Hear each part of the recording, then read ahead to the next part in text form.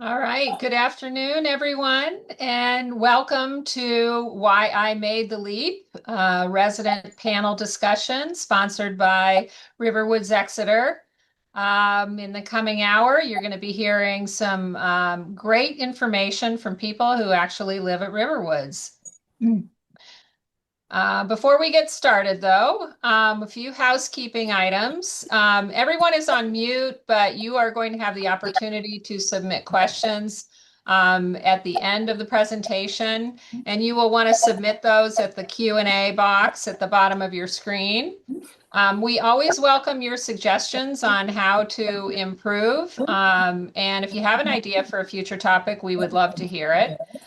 We are recording today's webinar, so if you have to leave early or you want to share this with other people, it will be emailed to you a day or two following this event. And then we also post it to our website, so you'll have an opportunity to view it again there. And I should say, my name is Lisa Clark. I am the sales manager here at RiverWoods Exeter, and I'll be hosting this webinar and introducing you to our panelists very shortly. About half of the people of you that are on today attending this are already on our wait list, so you are familiar with RiverWoods, but the other half may not be familiar with RiverWoods. So as we do with all of our presentations, we like to do a brief introduction to RiverWoods for those who are not familiar with it. RiverWoods Exeter is a life care community, also known as a CCRC, which stands for Continuing Care Retirement Community. And what we are is actually an insurance product. Our contracts are regulated by the state of New Hampshire. We report our financial performance to the state on an annual basis. And the concept is that you are actually prepaying and insuring your need for potential assisted living, memory support, or nursing care. A portion of the entry fee that you pay when you come into the community, as well as a portion of your monthly fees, do qualify as a tax deduction as a prepaid medical expense. And living within a community like RiverWoods is really a lifestyle choice. So the model is that you enter while you're still living independently. We take care of all the home maintenance in your residence. We provide transportation to medical appointments and groceries and other places. We have a whole slate of activities and programs and education events here. So it really gives you a chance to increase your social interaction with other people and really stay in control of your life, because when you need healthcare, you will have access to it here. We were founded by these two women who really were looking around in the Seacoast area and didn't see any viable solutions for supporting them as they age. The women here are Mariana Hatch of Durham and Rosemary Coffin of Exeter. They began planning for RiverWoods in the early 1980s with the goal of building a community where they could make new friends, get involved in causes that they care about, and stop worrying about their future healthcare needs. So they created RiverWoods Exeter, which opened in 1994. And today, more than 40 years after their first meeting, that original dream came true with the creation of three vibrant communities within New Hampshire. The original one in Exeter. Then we acquired a community in 2016 in Manchester. And then in 2019, we opened RiverWoods Durham. So all three of them are continuing care retirement communities, providing you with the various, not only independent living, but also healthcare support when you need it. RiverWoods today is what we call a system. All three communities share the same values, but they are advised by a volunteer board that's focused on operations. That's our CCRC board. The RiverWoods Group is actually our supportive organization that provides professional fee-based services such as human resources, marketing, information technology, finance, and quality. And the RiverWoods Group will fund any at-risk projects within our communities, as well as new ventures. But each of the three RiverWoods communities are financially independent, and they will provide additional funding to the RiverWoods group based on their available assets.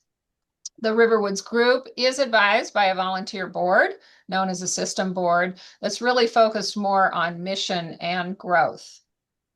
All right, so let's move on to the meat of the matter today, which is our panel.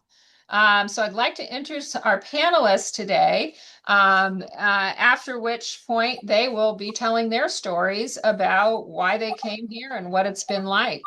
I'd like to start by introducing Ann Bowden, who is a resident of the Boulders. Ann comes from Baltimore, Maryland, and she has a BA in psychology from George Washington University and a master's in library science from Simmons College. Ann and her partner Bill moved into a cottage at the Boulders campus in 2016.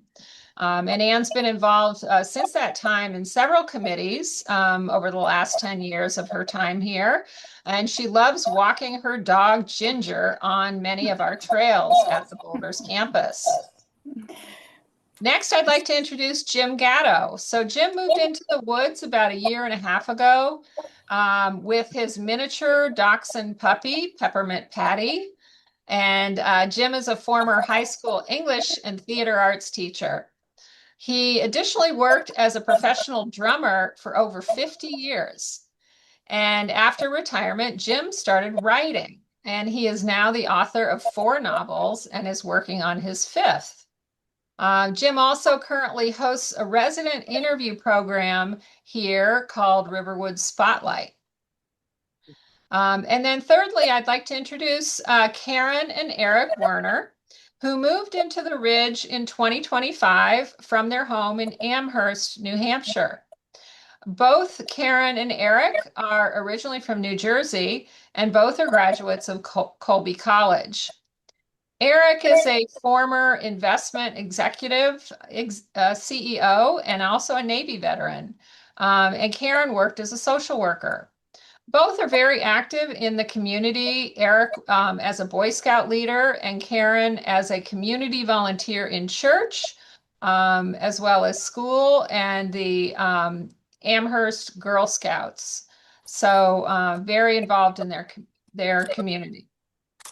So let's take it away. We're going to start actually with Ann telling her story about her experience here at RiverWoods. So Ann, I'm going to turn it over to you. Hello, everybody. I'm happy to be here today. This is really fun for me.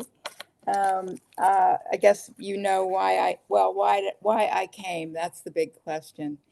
Um, I had understood and known about CCRCs for a long time. When I lived in Baltimore, there was one of the really early ones called Broadmead, and I had a friend whose parents went there, and I knew it was a really good concept. And so time went by, and then my mother, who was then a widow, went to one outside Washington, D.C., and that worked out really well too. And it was in my mind all along. This is the kind of place that I would like to be in my old age, although I don't think of myself old now, but someday I will be. Um, and so I came with my partner, Bill Duryea, and we were told it would be a long waiting list, and we thought it would be. But every time we went to one of these meetings that they have here, that introduced us to this, that, and the other, and we saw other prospective residents, we would call up our Mary Rulison, who was our marketing person then, and put us higher on the waiting list, will you please? So it turned out that we only waited 3 years, which was really amazing. So our first days were kind of, like any first days are going to be, confusing, learning, what the dining room was like and what to expect. And we had a lot of help from marketing, I must say, that first week. And then we happened to live in a cottage, and people in the street would knock on our door and say hello, which is really wonderful. And then we ventured up to the main building for dinner, and that was a new experience. You know, I- you really feel a little, wait a minute, you know, I'm used to cooking at home. I'm used to my meals at home. Um, but there you are, you're getting a wonderful dinner. And I remember at one of the meetings we came to before coming, one of the women who was a resident here said, "Don't worry, don't throw out all your pots and pans." And I thought, "Really?" And she said, "Because you're not going to be cooking." And so I thought I took that very seriously, and I did throw out a lot of my pots and pans. We got here, and I found that I still wanted to cook. And so I had enough to do that, luckily. But but slowly, at, we would eat dinner every night in the dining room, and I just got so used to it. And I would have to say, after a few years here, well, I'd make brownies and things for events and stuff like that. But honestly, the meals are so good that we kind of we we ate every meal in the dining room, or else we got something what we call taste of home, and that's like takeout, and that's always wonderful too. So all our needs were taken care of. Honestly, I felt we felt like we were in La La Land or something. Every time you have a problem in your house with maintenance and somebody's there within a day or two. Same with landscaping. If you need something in your garden, you call, just make a phone call, and people are here to help you. And another thing I noticed was people are always working here. Landscaping is outside, mowing and things like that, and maintenance is in the background doing helping people. But I found that you could stop somebody in the street or in the building that was on maintenance or landscaping and tell them that you needed them or you had a problem, and they would stop whatever they were doing. It was just remarkable. They never acted impatient, and they would remember, and I'd always fill out a form too, but I was just so blown away by their courtesy and their this feeling like anything that I wanted was important to them. And same with Bill. He felt the same way, and I never expected that level of attention, I must say. So after being here a few months, and I hope I'm not going on too long, but I just want to say there are so many things to do here and get interested in. And I'm a librarian, and so obviously the thing that interested me the most was being on the library committee. And speaking of committees, there are lots of them, and you can be on whatever you want, which interests you. It's like, oh, the art committee, the garden committee, many committees. Some are just on your campus, which is the Boulders. I happen to be in the Boulders. Or it's all three campuses. And so you get to know people by being on committees, which is suited me fine. However, you don't have to be on a committee if you don't want to, especially the first year. You can just enjoy settling back, going to dinner, meeting people, doing what you want when you first get here. And let's see, what else can I say? Lots of entertainment and education. We have lectures, we have movies, something for everybody. We have a chorus. If you love to sing, and you can join the chorus, and they have uh, presentations, I think, twice a year. You can play bridge. There's a bridge group. There's a mahjong group. There's a book club on every campus. What can I say? I'm busy. is, is what I really have to admit. But I love it. I love it here. I think it's the best thing that I ever did. And so I don't know if there's anything else, but ask me when this is over. Oh, also there's a swimming pool, and it's wonderful. All three campuses have swimming pools. That is a real benefit. So that's it for me. That's great. Annie, we do have a question. Why did you decide to move to Riverwoods when you did? What was your kind of motivation for coming here? Well, I think it was when my husband died in 2001, and I was only 59. But I realized then uh, that I was going to have to get a little bit more serious about the end of my life, the last part of my life.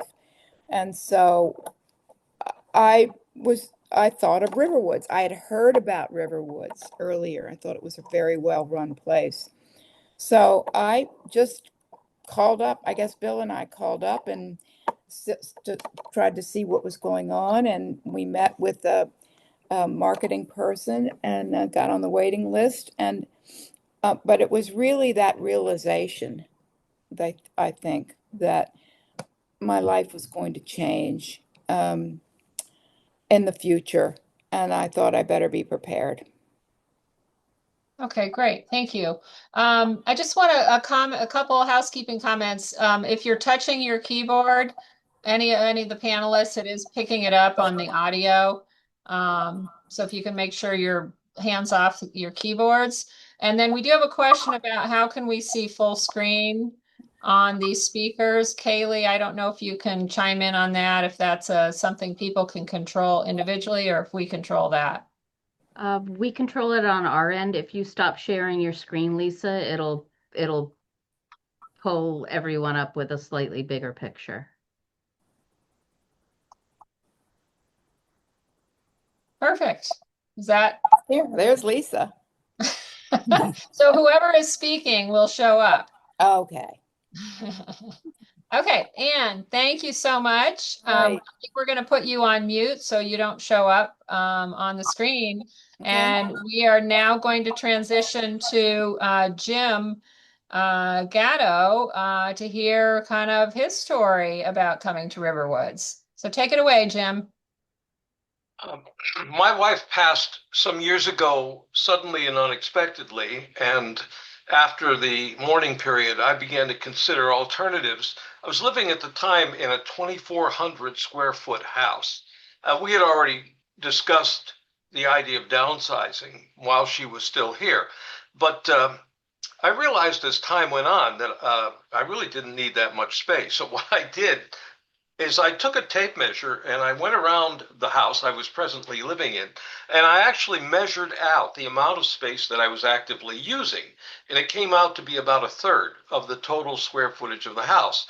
Now, if the town I was living in at the time had allowed me to pay just one third of the taxes, I would probably still be there. But they didn't see it quite that way. And so I began to consider alternatives like, condos, apartments, and CCRCs. I visited 5 CCRCs, Riverwoods being the last. I did my homework on all of them, and this Riverwoods seemed to be the most practical.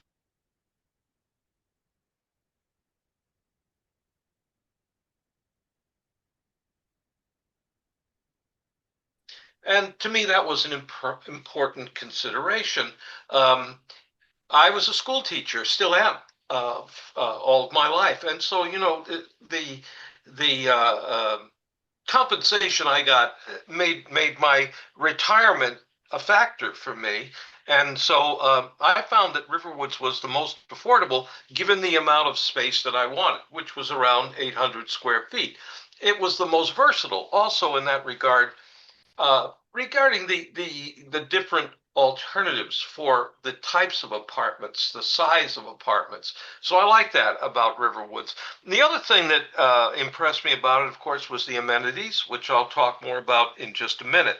Um, but generally, and the fact that it's very well kept inside and out. This is a very well maintained facility.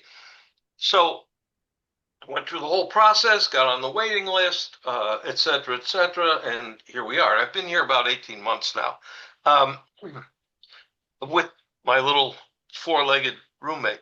I don't get involved in a lot of the community activities.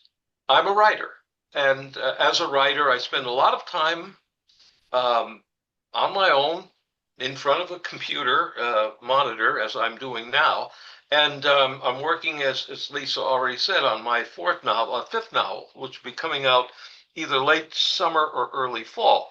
And writing is a pretty isolating experience, but I like it. So I tend to see myself as being pretty self-directed. This doesn't mean I'm antisocial. I go down to the fitness room. I have dinner most nights in the dining room. I have friends here. But as a teacher, and this is my 57th consecutive year, I have served on all the committees that I'd ever want to serve on, and I've attended all the meetings that I've ever wanted to meet on. So those things don't have any appeal for me. My contribution to the community is in the form of the Spotlight interviews. And this is a monthly half-hour interview program where I talk to sometimes one-on-one with residents. Sometimes I'll interview a small group of residents. The Spotlight interview, in fact, for this month, which is up right now, is with 3 artists at the Ridge campus. And sometimes those Spotlight programs will involve tours of facilities that residents don't often get to see. For instance, I did a Woods kitchen tour some time ago, and also a Ridge kitchen tour. And those have proven to be very popular because people get to see how their food is sourced, how it's prepared, who is preparing the food, and they like that. They think that's a terrific idea because it's something they would otherwise not be allowed to see. So that monthly interview program keeps me pretty busy. As I already said, I write fiction. I'm very involved in that. I'm starting a storytelling hour for the Low Vision group here. I've been reading to a lady who is challenged with her vision quite significantly on a regular basis, reading my own stuff. And we meet normally in her apartment once or twice a week for an hour or maybe a little more. And it occurred to us one night that maybe other people in the low vision group to which she belongs might also like to have this opportunity to listen to stories. So I'm starting that. The first meeting will be, in fact, this Friday, and we'll see how that progresses. So that's it, pretty much. I enjoy gardening. I do a lot of container gardening on my little patio. I also have a raised bed garden across the driveway here. So there's plenty of opportunity if you like to get your hands dirty to do that here. And, if you have questions, the landscaping people are normally pretty happy to provide answers if they can. There's also a greenhouse here, which I think is terrific. I have plants that I store in the greenhouse during the winter so that they overwinter there and at least in theory, survive until the next spring. Sometimes yes, sometimes no. Anyway, so that's me. I'm not a joiner, but I enjoy my time here very much. And one thing I like about this facility is that if you are like me and you're more self-directed, that's okay. People will accept that. They're not going to push you to get involved if you simply don't want to be involved. And as I said, it doesn't mean you're antisocial. It just means you're more independent and more self-directed. And that's who I am. Oh, one final thought. Before when I first moved in here, people used to say to me, "Do you like it?" I heard this from friends. I heard it from relatives. And my response at the time was always, well, I haven't been here long enough to be able to really answer that question. So give me a little time and I'll get back to you. And then, the months go by and now people say, well, okay, you've been there 18 months. Do you like it? And my response now is, well, what's not to like? I mean, the residents here are very friendly, very cordial. The staff is very accommodating. The facility is well kept. The food is good. The location, for me at least, is terrific, surrounded by walking trails, which I very much take advantage of. So my response now is, well, what's not to like? That's it. Thank you, Jim. And we all are curious about how is Peppermint Patty adjusted to Riverwoods? Want to see her? Yeah, we want to see Okay, Peppermint hang on. Patty. She's right here. She's right here. Hold on. I'm sure there's people on the presentation today who have pets, so they'd be curious to know how your pet has acclimated to Riverwoods. And there she is. Here she is. She was sound asleep under her blanket, so she looks a little bit out of it. But there she is. She's good. She's good. She likes it here. She likes it here. She gets along with all the other dogs, and they get along with her. And yesterday was Cinco de Mayo. She was wearing her little Mexican cape and a sombrero. It was perfect. That's great. I want to see pictures of that, Jim. Karen has them. Karen Ring has them. That's awesome. Okay, well, thanks so much for that. I know some of you are putting questions in the Q&A box, which I appreciate. We will get to those at the end of the presentation. So as you know, things come up, feel free to populate those questions in the Q&A box. Next, we're going to transition to Karen and Eric Werner, who live at the Ridge campus. Thank you, Lisa. And I would have to mirror Jim's comment on, what's not to like about living here. I'll go through my litany, but we've been here just a year, and I don't think we've had a bad day since we've been here. If you ask us why we made the leap, CCRCs were probably not a strange word in our vocabulary because my parents lived in one in the 1990s back in New Jersey, and it worked out to be very good choice on their part. And we grew up with that over the years, thinking that was something we needed to think about, but it put it on the back burner. But when we hit 70, we had a college classmate who went to Davidson College. He got a communication from Davidson saying, you're starting the next chapter of your life, and it's time to think about what are you going to do in that next chapter? And that involved looking at where we should be moving, what we should be thinking about for housing. So they shared their thoughts with us, and we started looking in kind of general terms, probably looked at 4 or 5 different places here in New Hampshire because that's where we were living. Immediately, as soon as we saw Riverwoods, we just knew this felt like the right place. Geographically, it was where we wanted to be in the state. Physically, the plant is beautiful. We love being out in the country a little bit, but still close to a town like Exeter that offers so much in the way of a small town. In addition, it has Phillips Exeter Academy, so we get to take advantage of a lot of things there. It's got trails around. So in 2020, we put our name on the wait list, but we said, we're not ready yet. But I can tell you, if you're thinking about it, it gives you a great deal of peace of mind. If you put your name on the wait list, you don't have to worry about it. You're there, and if you want to wait 3 years, if you want to wait 5 years, if you want to wait 10 years, you've still made the decision that this is where we think we want to be, and you can go about living your life as normal. The only thing I would suggest you do is you start downsizing. Some of you may have already listened to a seminar on downsizing. It takes a while, but one of the things we learned with downsizing is it's a lot easier to get rid of stuff if you can find places to give it away rather than think you have to throw it away. And the idea of giving stuff away is you have to do a little more homework, but you're giving a lot of your things a second life. And so that made the downsizing tolerable for us. So the other thing, if once you're on the wait list, don't get put off by the numbers, because you can call and ask them they'll tell you where you are on the wait list. Part of it depends on what unit you're interested in, what size unit. You can be 20 on one list, you can be 30 on another, you can be 50 on another. Well, we moved in April of 25. In November of 24, they said, well, you're number 19. You probably won't, we won't talk to you again about it till the summer of 2025. But come January, we got a telephone call saying, guess what? There's a unit available. Are you interested? And we came and we looked, and we said, yes, we're interested. And we decided to take it right on the spot. It's a first floor. They had just put in patios outside. So we have a door that goes out from the solarium, and it looked like it could feel like home. And I will never forget the day we moved in. The move went very smoothly. That night, our son was with us helping unpack, and Eric turned around and looked around and he said, "This place is bigger than I ever thought it would be. And I feel like I'm living in a park." So from that point of view, we knew we'd made the right decision.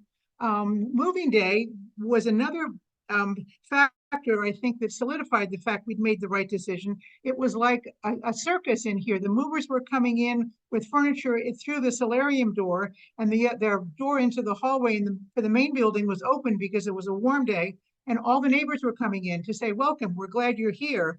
And the one next door was here probably 10 minutes after the movers arrived with an invitation for dinner that night. And the invitations for dinner persisted for the next month. Every night, somebody different was saying, "Come have dinner with us." And it was a wonderful way to get to meet your neighbors and new friends there. So we didn't, I mean, you could have asked us, Jim, a day into our move here, how do we like it? And we would have said just as happy as we are here today. We knew we had made the right decision. So I can't encourage you enough to, if you're serious about it, put your name on the waiting list, because then you don't want to wait 5 or 6 years to start the process, because as you all know, the waiting list is not short. One of the things that we never expected we would have to, and Eric will get into this a little bit more, we both came in very good health, but come the beginning of December, Eric all of a sudden suffered a stroke. Fortunately, very mild, but the care he got here was incredible. The second day when he'd been in the hospital, I asked the director of health services what I needed to do. And he looked at me and he said, "Karen, nothing. We'll take care of everything." And that meant moving him from the hospital up to an acute rehab facility, back to skilled nursing here at the Ridge. And then when he was moved out of that back to the apartment, the rehab people would come to the apartment. And I literally did not have to do a thing to make all that happen. In addition to that, knowing that he was getting great care, when I came back to the Ridge from visiting him up at the rehab facility, I really felt like I was coming home, that I wasn't coming home to a big old empty house. There were neighbors around, there were people, there were staff who cared, and it was very, very comforting feeling that we were taken care of sooner than we thought we'd ever need to be. But Eric's recovery went well thanks to the care we got, and we made the comment that when we moved here, we did so thinking we were giving our kids a gift and that they wouldn't have to worry about who's going to take care of mom and dad when we were no longer independent.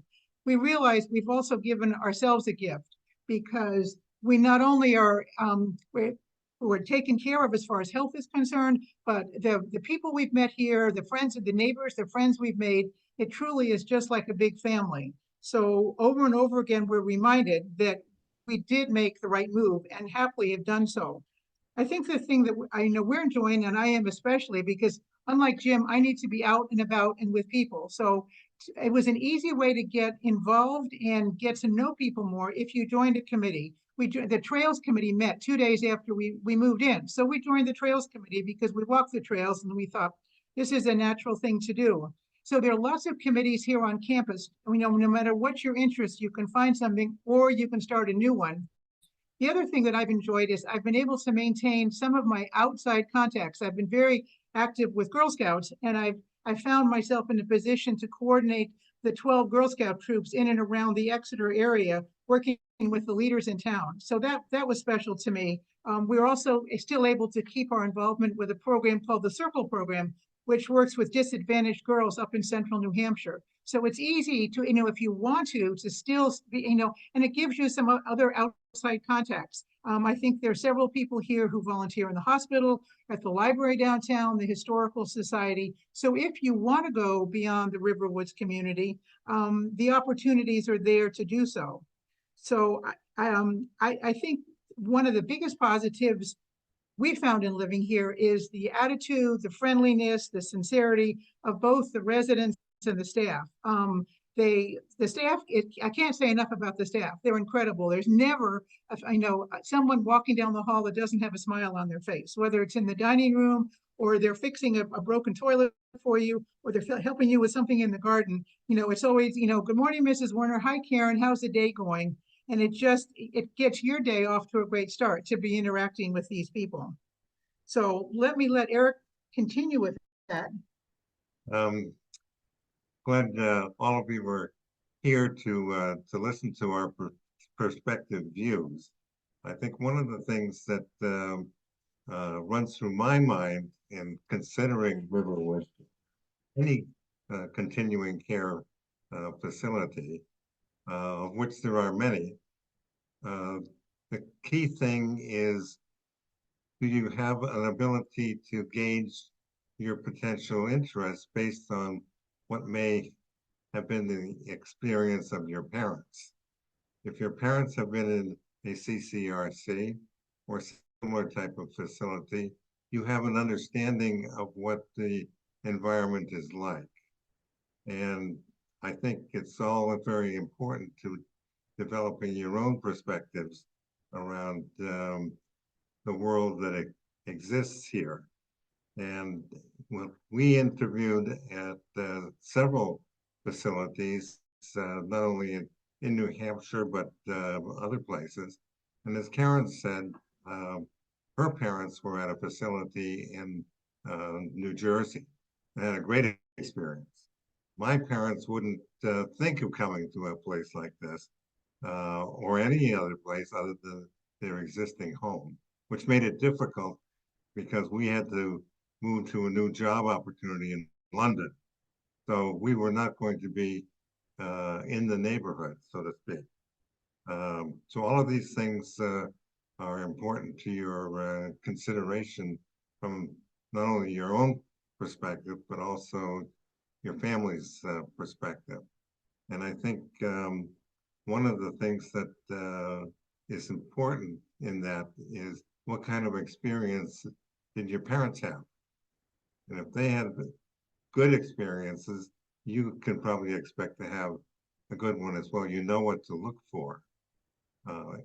If you haven't had that kind of experience, you kind of wonder what's the positives and what's the negatives, and how will I deal with the circumstances that I might face in a place where your relationships with other people are absolutely important to your own health and well-being and happiness in this whole process. We've been very happy. Did you want to say anything about your experience in the healthcare? Well, as Karen said earlier on here, unbeknownst to me, in December or in November, I had a stroke. Who knew that that would ever happen? Because I've been healthy all my life. And yet all of a sudden you're thrown into the middle of a circumstance where you don't know what the future brings. So we have found that the capabilities, the knowledge, and the interests of the staff here has been just absolutely outstanding and keeping us informed. Fortunately, my stroke so far has been limited, which is great. But I don't have any real day-to-day concerns about it because I feel that I'm in pretty good shape. We all know people who have had strokes, and they have not had good outcomes for their continuing life expectancy. I don't clearly know about mine, but the other side of it is you need to think to the future and stay involved with other people. And this environment provides you with a lot of opportunity to engage with people across all three campuses that are existing. That's great. Thanks for sharing that. And that's a great segue into one of our questions about the area hospital. The question is, which hospital does Riverwood send residents to? And typically we're sending them to Exeter Hospital. I don't know if that was your experience, Eric? Yes, it was. Okay. Yeah. One nice thing is that Exeter Hospital has just affiliated with Leahy Clinic if anybody happens to be a patient down there. So we had never crossed the threshold into Exeter, but the minute we walked in the door, they pulled up all Eric's records from Leahy. So it was like he had been a patient there, right, at Exeter Hospital. Right. Yeah, that's great. That's great. Okay, so we're going to dig into some questions. So I think everyone is off of mute, which is great. So we'll get started with this. One of the questions is, we have three campuses here at RiverWoods. They all have a little different feeling to them. They all have different floor plans. This person is asking if you have suggestions on the best way to determine which campus might be the best fit, as well as do you socialize with residents from the other two campuses beyond where you live? I would say, when you figure out where you want to be, number one, look at the floor plans of the different units and the size you want. You need to decide, we looked at one that was happened to have a 2-bedroom. We looked at one that was 1.5, but it was very small and said, we love each other dearly, but I can't live that close to you, 24 hours a day. So you want a little bit of space if there are two of you like that. I think that, they all have, 1-bedroom or 2-bedroom or a little bit bigger than that. I think the Woods is a larger campus with a lot more people there, probably 300 people, I think, in independent living. But they're almost like three little wings of the Woods too. So they have their own they all get together, they eat in the same place. You're in the Ridge, that's probably the smallest one, but the Ridge and the Boulders are pretty close in size. We picked the Ridge because it has more trails directly around it. You can walk 2 miles around the Ridge and the Boulders trails and make a loop around it. There's another 2-mile trail down by the Woods that goes all around that campus also. As far as the personalities of the campus, I would say they're probably different, but that's going to vary with who the residents are in there at the time. The Woods is the oldest one. The one difference I think of the Boulders is you have more cottages in. You have like 24 cottages there. So there's more opportunity up there for a little more independent living. You're not in the main building as much as you are. The Woods is all in the main building. We have a few cottages. I think we have 11 here at the Ridge. So that's something to consider. So people in the cottages love being in the cottages and others love being in the big building. So it's kind of what you're looking for. Great. Thanks, Karen. Anne or Jim, either you want to add any comments to that about do you mix up with other residents from other campuses or how you chose where you are? One thing that I realized is if you join a committee that is a 3-campus wide committee, you will definitely meet people from other campuses. And I've made lots of friends, some at the Woods, some at the Ridge. I mean, and it's all over. But you do tend to stay with your own village, I have to say. But it's really up to you, um, and how much you want to join into other with other people. I don't know. I love where I am because I'm in a cottage and I have woods and trails right next door to me, and I have a dog. Um, but sometimes I think, gosh, maybe I should move it because I'm all alone here. My partner Bill died 4 years ago, and so I really am kind of rattling around in this house. But I love it here. And I love my friends in the street. So, here I am. I'm going to stay here. It's up to you. Great. I think Thanks. what's nice too is there are different activities on different campuses, especially, there are evening programs or afternoon programs.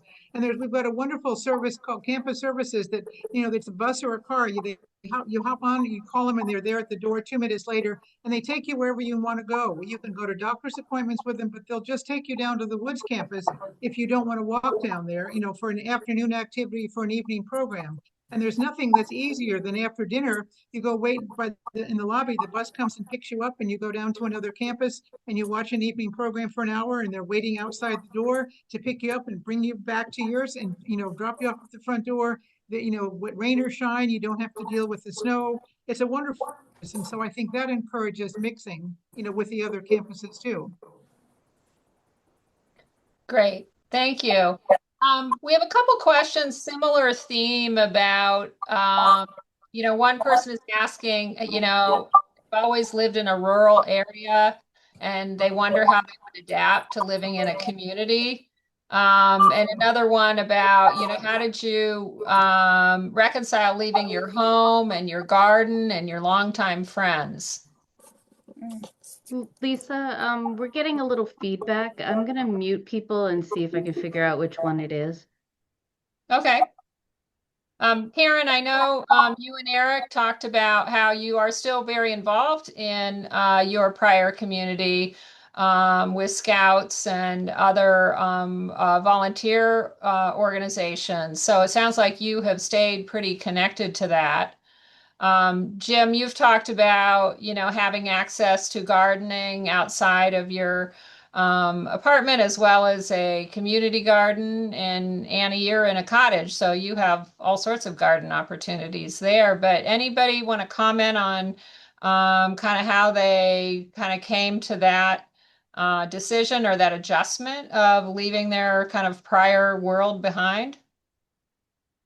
I actually found it to be preferable. I was living in a mixed community. And by mixed, I'm referring to age and also, economical factors. And during the day, during the week, on working days, I was the only person of my generation in that community, in that neighborhood. When I took the dog for a walk, we didn't walk on the sidewalks. We walked right down the center of the road because there was nobody around on work days whatsoever. So it was interesting for me to be able to come here and to be able to connect with other people of my generation. One thing that wasn't mentioned in the previous question also was a criteria that I brought up in terms of the three campuses, and that is affordability. I remember specifically saying, okay, what can I afford? And Lisa, you were the one that said the Woods is the most affordable of the three communities, and it is. Now, the Spotlight videos have taken me to all three campuses. Um, Clearly, I could not have afforded to live certainly not in the Boulders, possibly not in the Ridge, but I'm comfortable where I am. So you have to make concessions. Well, at least I needed to make concessions in that regard. But I didn't mind leaving. I left behind some beautiful gardens. I miss those, but I'm trying to recreate them here. Other than that, the dog can't run as wild as she as she used to, but she still gets into plenty of trouble here as regards ticks and things like that. So anyway, we're comfortable here, and I don't really miss the old neighborhood as much because there really wasn't much in that neighborhood had to offer me to begin with. That's my take on it. Great, great. Thank you. I want to address a couple questions that have come up about the wait list. Because both Anne and Karen had mentioned this. Anne, you had said you had called your sales counselor and you told them you were ready, and so they moved you up. I just want to clarify, we don't actually move people up on a list. Your place on the wait list is always based on the date that you joined it. But I think what Anne was alluding to was she probably called her sales counselor, Mary, and said, hey, we might have originally told you we're not ready for 5 years or 3 years, but we've changed our mind and we're ready now. So that her sales counselor knew that, if something comes up, that they would entertain that. Is that correct, Anne? That's exactly right. That's exactly right. But my Bill was such a salesman type of person. He just thought he could charm Mary into moving us up. But you're absolutely right. But we had said at first a longer period of time, and then kind of moved it up. But I also like to say, since on your other question, I had a better social life when I moved up here than before because my husband died so long ago, and I was living in a couple of different communities. And when you're a little older, it's hard to move to a new community and make friends. And moved here, and it was wonderful. So yeah, big difference. Great. Thank you.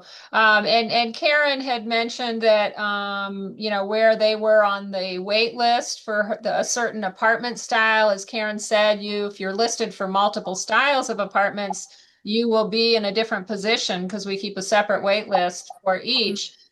It's challenging for us to update you any more often than once a year. And if you have recently joined the wait list, it probably won't make sense for you to check in for probably the first 3 years because things just don't move that much. I mean, our current wait times are generally 6 to 8 years for most apartments, except for one bedrooms or 3 to 5 years. So if you do want to check in with your sales counselor on an annual basis, they can give you an update on that. Okay, so we have a question about activities at what kind of activities do you participate in Phillips Exeter Academy? Has anybody on the panel done anything at Phillips Exeter? Many, many concerts, musical concerts. And they also have, last few years, they have a drama group with students. These are mostly with students there. Sometimes the professors take part in these events, and they have a wonderful, wonderful theater over there, and it's so close. And as Karen was saying earlier, or maybe it was Eric, you need a ride, they take you and they pick you up. You don't have to find parking or anything. It's wonderful. We have students who, if they're practicing for a recital, will come and practice here, which is pretty neat. That way you can go down to the Great Bay Room and listen to them. And when they come here, they've pretty much finalized their presentation. So you're seeing sort of a dress rehearsal, which works out very nicely. They had a documentary just last week we went to called Rising Hope, which was talking about the poverty in the Mississippi Delta. And they were two graduates from Phillips Academy who were working on this. I guess it was one a graduate and the other one had lived down there. It was fascinating, but it was an 2 hour program in the afternoon, and then campus services took us down, and it was a bus full of 15 of us, I guess, and they were there waiting until it was over. So it's out, there's more to do here than you could ever fit into a calendar, there's always so much to pick from. You say, I can't do it all. On the other hand, sometimes in the evening, they've got great films or documentaries right in your own, in the Ridge or in the Boulders. You walk out of the dining hall and walk across the hall, and you can sit there and watch a movie or some documentary for an hour. And usually by 8 o'clock, things kind of wind down here. It's not that we all go to bed that early, but the activities kind of tend to, say that's enough for the day. Because we have some early risers there. We have a couple of residents here at the Ridge who are in the pool at 5:30 in the morning. That's great. So we're going to get to some hard questions here. One is, what needs improvement here at RiverWoods? Gosh. Some people complain about the food. I do not, but I have heard people who complain about the choices on the menus. But I hear as many compliments about the menus as I do complaints. So it's kind of, it really comes down to a matter of personal taste. I don't mean that as a pun, but there are some people who are more satisfied with the menu choices here than others. Where else are you going to I have don't really choices see anything in main else. courses? If you don't like what's on the menu for a particular evening, you just turn the on the other side of the menu, and there is a multitude of choices, other things that you can eat. I never have a problem finding something that to eat. I think it's fantastic what they do, and I can't believe they do it. And every kitchen can do that. Great. All right. We're going to pivot back to healthcare because there's a few questions about healthcare services, particularly in the community. So, have any of you had any difficulty connecting with primary care physician or other health professionals in this area. Oh, Oh, a shortage. Well, we did have a shortage at one point. You know, some of the primary care doctors, the whole profession is turning over to specialties. We are required living here to have a primary care doctor. And so they will give us a list of doctors that are available. But it is we had a what do you call it, a boutique or a oh, what do you call those doctors? Anyway, we had our own special doctor for a while, and then he retired. So I would say it is a problem in the community all over, everywhere in this country, the lack of primary care doctors. But I don't know anybody who doesn't have one here, and they will help you find one. I mean, it's like when any other time you've moved, one of the hardest things about a move for us, and we've moved like 12 times, has been finding the new doctors and dentists in the community. It just takes a little while, till you can come up with the right people. But there's a huge outfit here called, I think it's Eyesight. And I mean, because many of us have some kind of eye problems, and they have offices both in Exeter, both in Portsmouth, up in Kittery, all 3 locations campus services will take you to. And I haven't heard of anybody that's been turned down by them. So I think it may be if you're coming from a great distance, we were able to keep some of our primary doctors because they're in Burlington, Mass. So ideally we'd like to get them closer, but we didn't have to get it done in the first year. Great. Yeah, and there's a related question about if your doctors are out of Portsmouth or Wentworth Douglas, is it an option? And absolutely it is. I mean, we will take you to physician appointments within a 25-mile range, which would include Wentworth Douglas in Portsmouth. They have a primary care practice there, as well as the location in Dover is just on the cusp of where we would normally travel, but we do take residents out there for appointments. When you come in for your health assessment, when we're offering you an apartment, we do give you a list of primary care physicians who are accepting new patients. So we can help you with that process if you're moving from outside of the Seacoast area. All right, we try to keep these to an hour, so we're going to tackle a couple questions. Did any of you consider the other 2 RiverWoods communities in Manchester or Durham? I know, Anne, would not be an option for you. You've been here 10 years. But for Karen, since you moved in more recently, did you look at either of the 2 RiverWoods communities? We did look at Durham, and while I think that with the services they offer were great, the physical plant was just not as attractive to us as this one was. They're in the process of building a couple more buildings to expand out. I'm not sure what that's going to look like, but when we looked at it, this was back in 2020, it was primarily just one big building that made us think more like it was a hotel. And so we looked at it, we had a tour, the people were wonderful. As I say, the services were great, but just the physical plant here. And one of the positives too was we have swimming pools here, and they did not have one up on their campus up there. They had the ability to use, I believe, either the Y or UNH pool, but I for one love the idea of a pool in the building, because now there's no excuse not to go down and get some exercise. Great. We have a question from somebody who says, is it too late for us at age 86 to move into Riverwoods? well, what's the average move-in age? I think it's something like 83, is it? The average move-in age is 78. The average age of residents in independent living is 84. But I've moved in people who are 88 and even 90, 91 into independent living. So it's dependent on I'm interviewing the next interview is with a gentleman at the Boulders who's 98, and I just met with him for a interview yesterday, and you'd never know it. So I don't think that should be a deciding factor at all. Yeah. All right, so we're going to wrap up now because we do try to keep these presentations to an hour. For the questions that were not answered, we will follow up with you afterwards.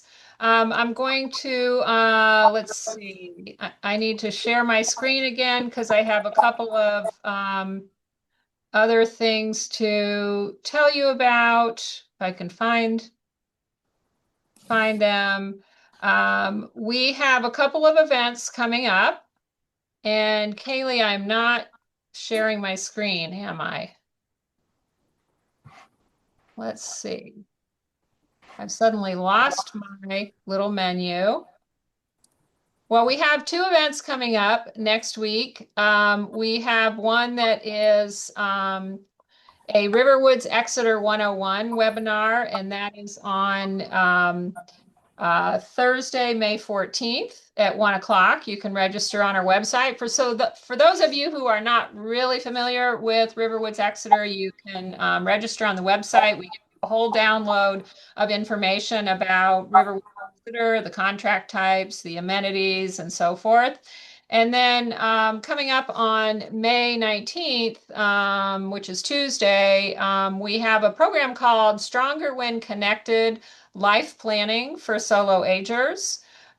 So this is something that if you are aging as a single person, widow, divorce, what have you, you may want to tune into that. Our featured speaker is Carol Merrick, who wrote a book on solo and smart. That is it for today. I want to thank our panelists. I want to thank Anne for sharing your stories, as well as Jim Gatto and Karen and Eric Werner. Thanks so much for your time today and sharing your stories. And thanks to all of you for tuning in. We will be sending out a recording of this event, and you'll get that in the next day or two, so you can watch it again or share it with others. But thanks so much for joining today, and hope everybody has a nice rest of the day.